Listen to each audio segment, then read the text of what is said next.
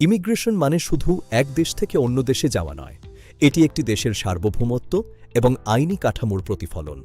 একজন বিশেষজ্ঞ হিসেবে আমি জানি, একটি সঠিক ভিসা ক্যাটাগরি নির্বাচনই আপনার সফল অভিবাসনের প্রথম ধাপ। অভিবাসন আইনের মারপ্যাচে থাকে অনেক সূক্ষ্ম বিষয়, যেমন অ্যাডমিসিবিলিটি গ্রাউন্ডস, ব্যাকগ্রাউন্ড ভেরিফিকেশন এবং ইন্টেন্ট বা অভিপ্রায় প্রমাণ করা। রিফিউজালের ঝুঁকি কমাতে হলে আপনাকে বুঝতে হবে সেই দেশের নির্দিষ্ট immigration and refugee protection act. সঠিক নথিপত্র বা ডকুমেন্টেশন হল ইমিগ্রেশনের মেরুদণ্ড। ফিনান্সিয়াল সলভেন্সি থেকে শুরু করে পার্সোনাল হিস্ট্রি, প্রতিটি তথ্যের সামঞ্জস্য থাকা বাঞ্ছনীয়।